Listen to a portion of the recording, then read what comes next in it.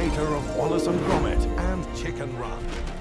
Dole sat down with Early Man director Nick Park, creator of Wallace and Gromit, following the release of the movie in the UK. He was joined by the chairman of the Sir Tom Finney Soccer Centre, a charity that sponsored a special screening in Preston.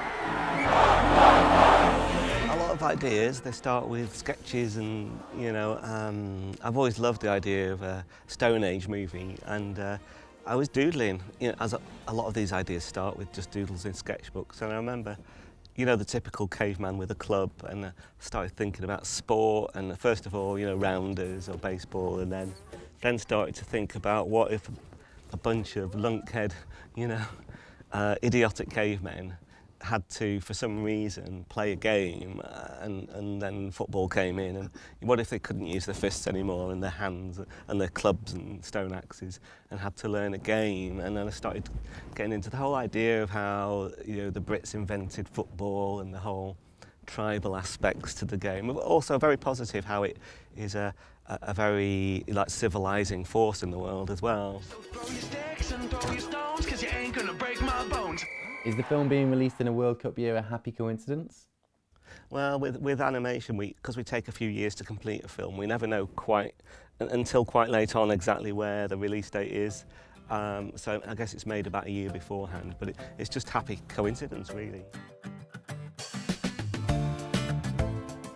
We started filming, it takes about 18 months to do the filming, and then before that there's lots of there's all the writing, a couple of years before that, storyboarding, best part of 4 or 5 years really, altogether, yeah. It's been such an amazing privilege to me to be able to pick up the phone and ask all these, you know, dream list of top line of actors to take part, and to know there's a good chance they'll say yes is amazing. But yeah, I've really enjoyed this time more than ever. You know, I'm used to working with clay people, you know, with plasticine people. you can't.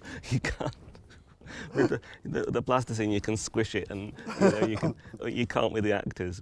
But no, I've loved working with them and what they bring to each part. And Eddie was fantastic as playing the main character, Doug. And I love the way you wouldn't expect Tom Hiddleston to play this part, you know, with a French accent. But, and Maisie was great as well. Yeah. So Maisie's character, Guna, she's rejected in some senses, despite being a brilliant footballer, because of her gender. Is that a topic you intended to tackle, or did it just come naturally?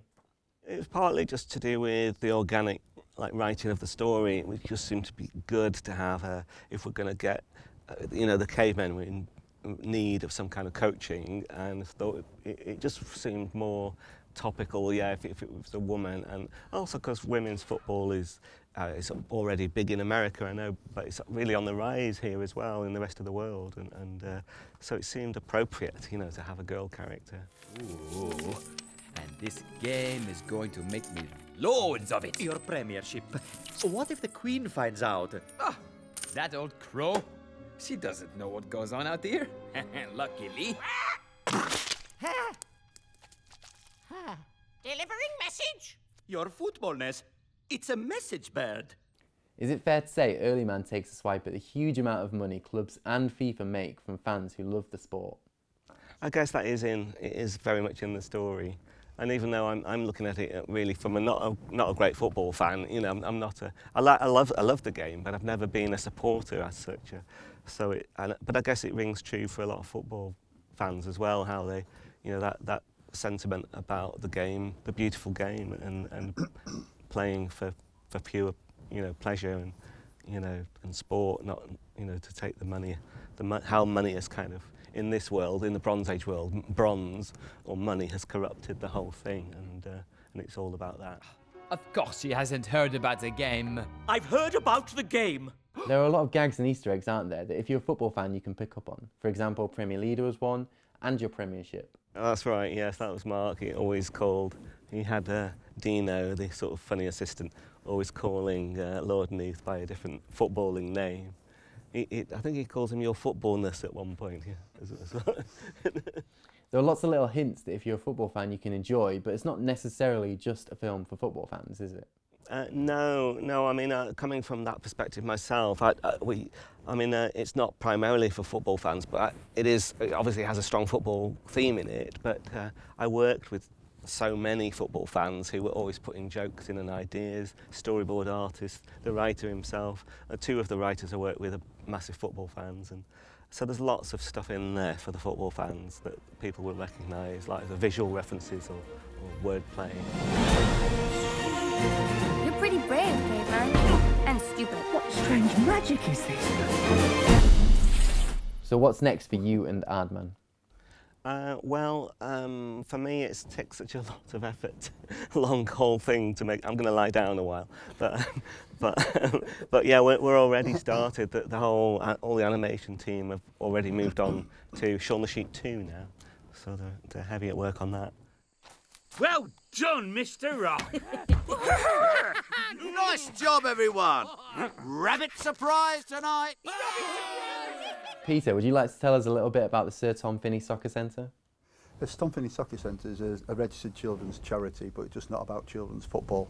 We're very fortunate 10 years ago for Sir Tom to become our patron. We have a children's disability section, an adult disability section, a refugee/asylum seekers section. We have an able-bodied 4 to 16-year-old section.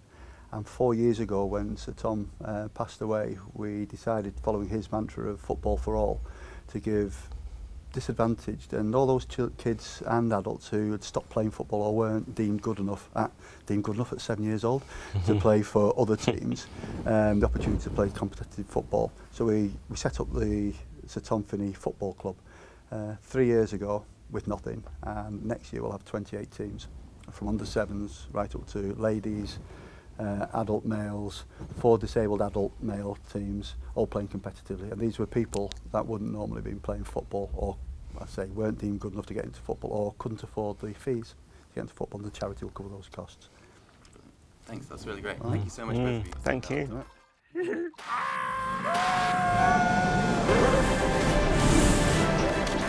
on, everyone. Let's show them what we've got.